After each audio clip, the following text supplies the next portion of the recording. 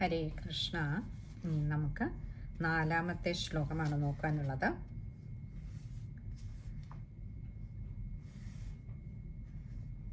നാലാമത്തെ ശ്ലോകം.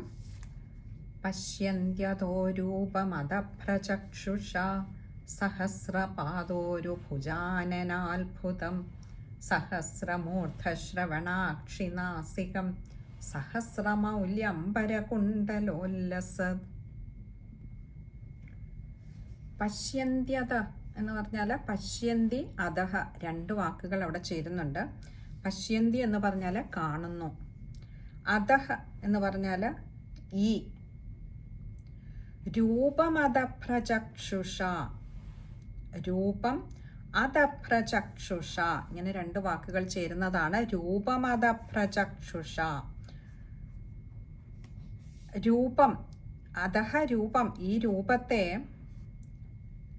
കാണുന്നു. എങ്ങനെ? അദഭ്രചക്ഷുഷ. ചക്ഷുഷ എന്ന് പറഞ്ഞാൽ കണ്ണുകൾ കൊണ്ട്. എങ്ങനെയുള്ള കണ്ണുകൾ? അദഭ്ര, വളരെ മഹത്തായ ശ്രേഷ്ഠമായ കണ്ണുകൾ കൊണ്ട് മാത്രം കാണുവാൻ കഴിയുന്നതായിട്ടുള്ള ഈ രൂപത്തെ ഞാൻ കാണുന്നു. യോഗികളൊക്കെ തങ്ങളുടെ ധ്യാനത്തിലൂടെ ആ യോഗ ചക്ഷുഷുകൊണ്ട്, തങ്ങളുടെ ജ്ഞാന ചക്ഷുഷുകൊണ്ട് യാതൊരു രൂപത്തെയാണോ കാണുന്നത്, ആ രൂപത്തെ ഞാനിതാ കാണുന്നു. നഗ്ന നേത്രങ്ങൾ കൊണ്ട് നമുക്ക് കാണുവാൻ കഴിയാത്തതായിട്ടുള്ള, സുഹൃത്തികളായിട്ടുള്ള യോഗികളായിട്ടുള്ളവർക്ക് മാത്രം കാണുവാൻ കഴിയുന്നതായിട്ടുള്ള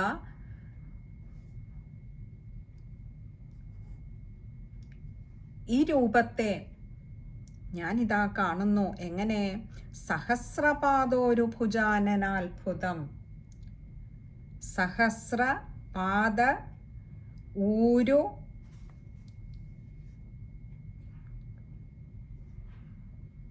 ഭുജ ആനന അത്ഭുതം. സഹസ്രം എന്ന് പറഞ്ഞത് 1000 എന്നുള്ള അർത്ഥത്തിനേക്കാളേറെ അനേകം എന്നുള്ള അർത്ഥത്തിൽ വേണം നമുക്കിവിടെ മനസ്സിലാക്കുവാൻ. കാരണം ഭഗവാന്റെ അംഗോപാംഗങ്ങളെ എണ്ണിത്തിട്ടപ്പെടുത്തുവാൻ കഴിയുന്നതല്ല, അത് അസംഖ്യമാണ്. അതുകൊണ്ട് തന്നെ സഹസ്ര പാദം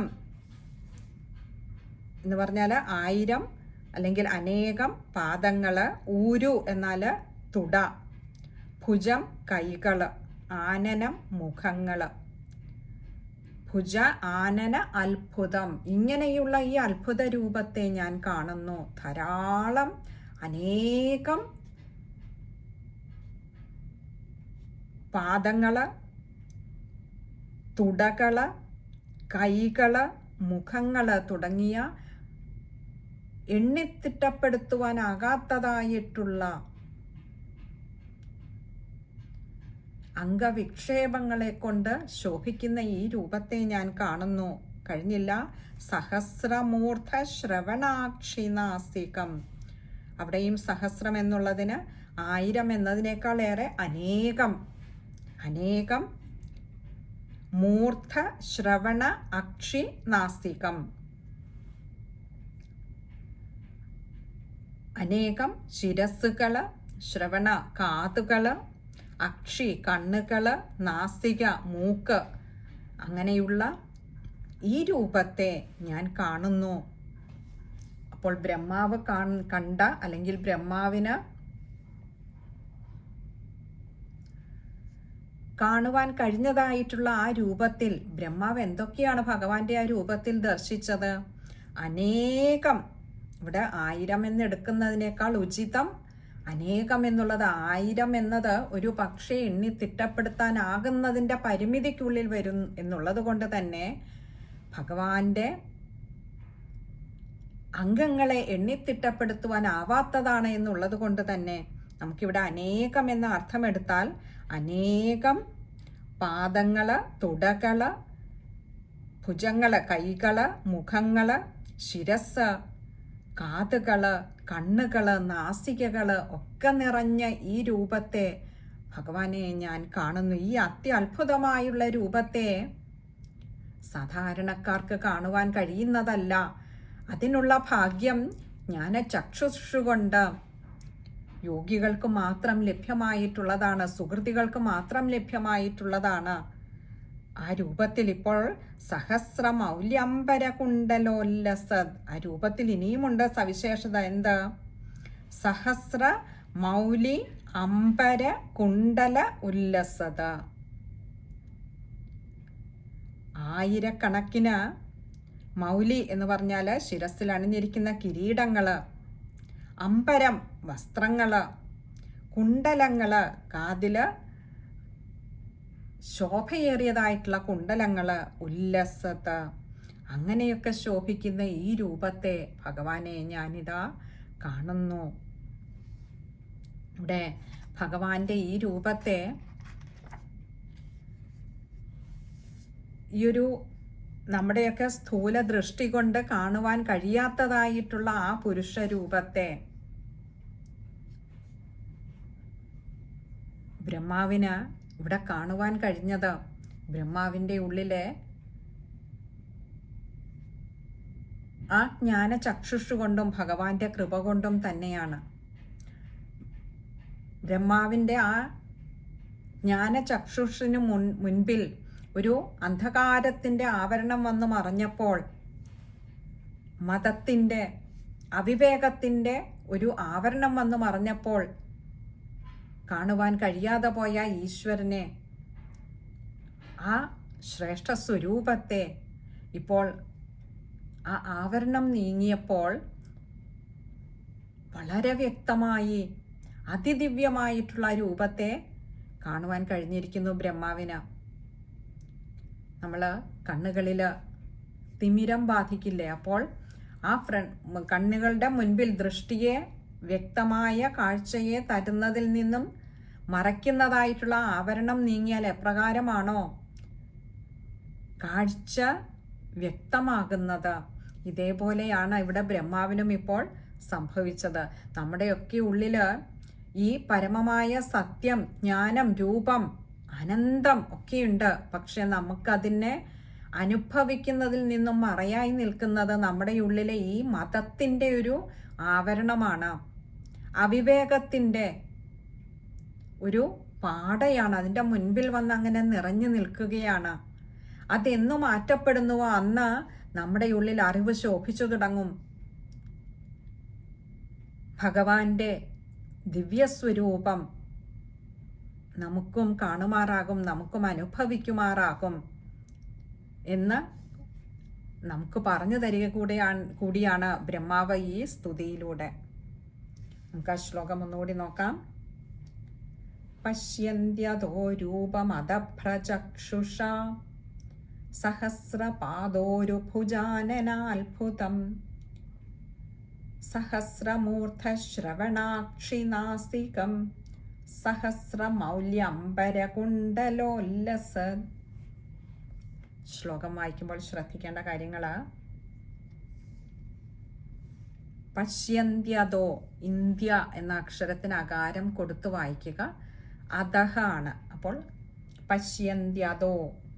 അതുപോലെ രൂപമദഭ്രചക്ഷുഷ, അവിടെ രൂപം അദഭ്രചക്ഷുഷ ആണ്.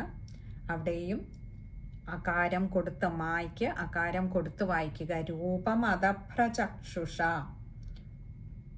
പിന്നെ സഹസ്രപാദോരു ഭുജാനനാത്ഭുതം, ഭുജ ആനനാണ്, അകാരം ശ്രദ്ധിക്കുക.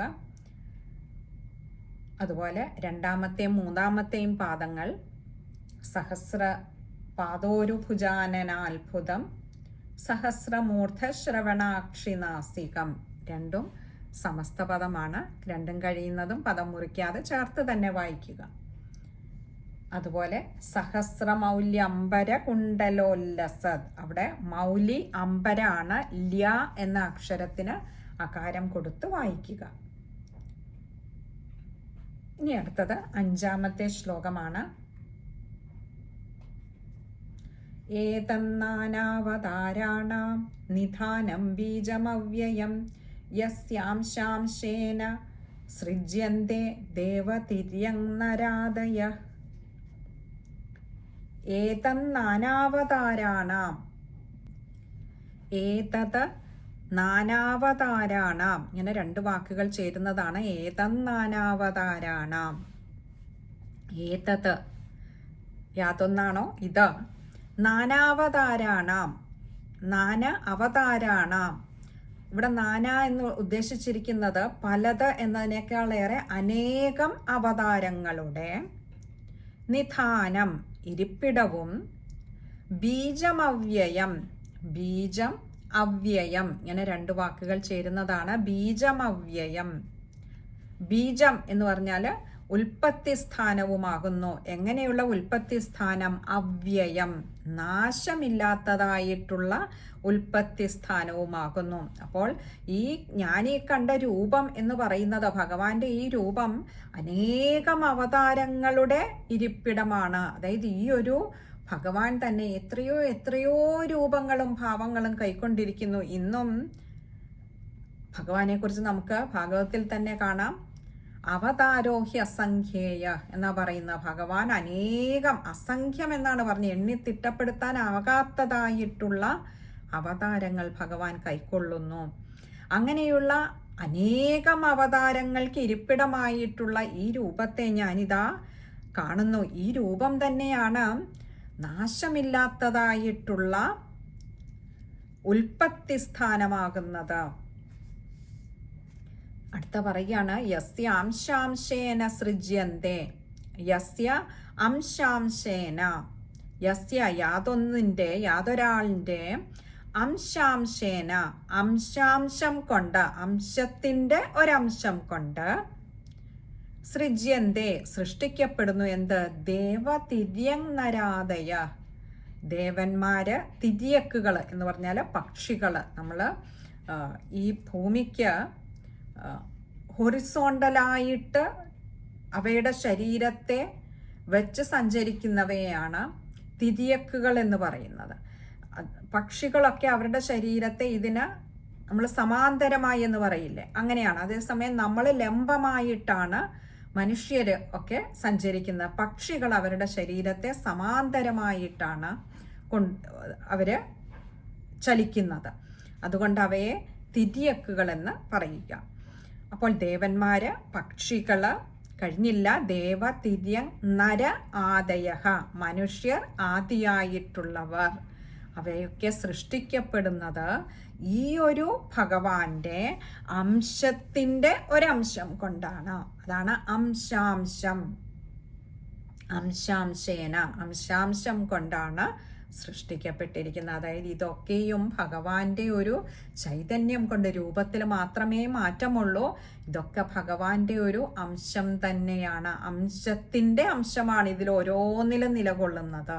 അപ്പോൾ ഭഗവാന്റെ ഒരു അംശത്തിൽ നിന്നാണ് ഈ സർവചരാചരങ്ങളും ഉൽപ്പത്തി ഉണ്ടായിരിക്കുന്നതും നിലനിൽക്കുന്നതും. ഇനിയും ഇതെല്ലാം കഴിഞ്ഞ് എത്രയോ എത്രയോ ജന്മങ്ങളെടുത്ത് ഈ യാത്ര അവസാനിക്കുന്നത് ആ പ്രളയകാലത്തിൽ ഒടുവിൽ ആ ഭഗവാനിൽ തന്നെ ലയിച്ചുകൊണ്ടുമാണ്. അപ്പോൾ തുടക്കവും മധ്യഭാഗവും, അതായത് മധ്യേയുള്ള ഈ സഞ്ചാരവും അതുപോലെ ഒടുക്കവും എല്ലാം ഭഗവാനിൽ തന്നെയാണ്. അപ്പോൾ എല്ലാ അവതാരങ്ങളുടെയും ഇരിപ്പിടവും എല്ലാ സർവചരാചരങ്ങളുടെയും, ദേവന്മാരായാലും തിര്യക്കുകളായാലും മനുഷ്യരായാലും അവയുടെയൊക്കെ ഉൽപ്പത്തി സ്ഥാനവും സർവ സൃഷ്ടികൾക്കും അവയുടെ ഉത്ഭവത്തിന് നശിക്കാത്തതായിട്ടുള്ള, നാശമില്ലാത്തതായിട്ടുള്ള ബീജസ്വരൂപമായി കുടികൊള്ളുന്നതും ഭഗവാനെ അവിടുന്ന് തന്നെയാണ്. സർവ പ്രാണിവർഗങ്ങളും അങ്ങയിൽ നിന്നാണ് ഉണ്ടായിരിക്കുന്നത്.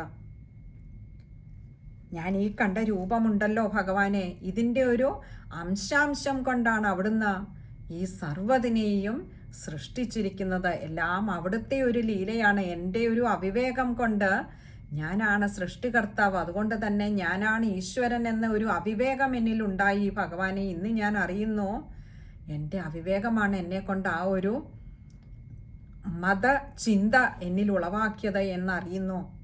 എല്ലാം അവിടുന്ന് തന്നെയാണ് ഭഗവാനെ നടത്തുന്നത്.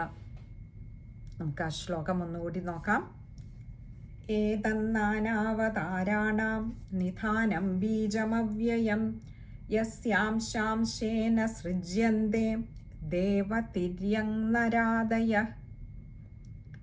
ശ്ലോകം വായിക്കുമ്പോൾ ശ്രദ്ധിക്കേണ്ട കാര്യങ്ങൾ: ഏതന്നാനാവതാരാണാം, ഏതത് നാനാവതാരാണാം, പദം പിരിക്കണ്ട, പക്ഷെ ആ ന കൂട്ടക്ഷരമാണ്. ഏതന്നാനാവതാരാണാം, അത് വായിക്കുമ്പോൾ ശ്രദ്ധിക്കുക. അതുപോലെ ബീജം അവ്യയം, ബീജം അവ്യയമാണ്, മായയുടെ ആകാരം ശ്രദ്ധിക്കുക. പിന്നെ അടുത്തത് യസ്യ അംശാംശേന, യസ്യ അംശാംശേന ആണ്, അകാരം ശ്രദ്ധിച്ചു വായിച്ചാൽ മതി, പദം പിരിക്കണ്ട. അവിടെ വായിക്കുമ്പോൾ തെറ്റിക്കരുത്. അംശ അംശേനയാണ്, ഒരു അംശത്തിൻ്റെ അംശം കൊണ്ട്. യസ്യ അംശാംശേന. അതുപോലെ ദേവതിര്യങ്നരാദയ, അവിടെ വിസർഗമുണ്ട്, പകുതി ഹകാരത്തിൽ വായിക്കുവാൻ ശ്രമിക്കുക. ഇത് ഇത്രയും കാര്യങ്ങളാണ് ആ ഒരു ശ്ലോകം വായിക്കുമ്പോൾ ശ്രദ്ധിക്കേണ്ടതായിട്ടുള്ളത്. ഇനി അടുത്തത് 6ാമത്തെ ശ്ലോകമാണ്. അത് നമുക്ക് അടുത്ത സത്സംഗത്തിൽ കാണാമെന്ന് കരുതുന്നു. ഹരേ കൃഷ്ണ.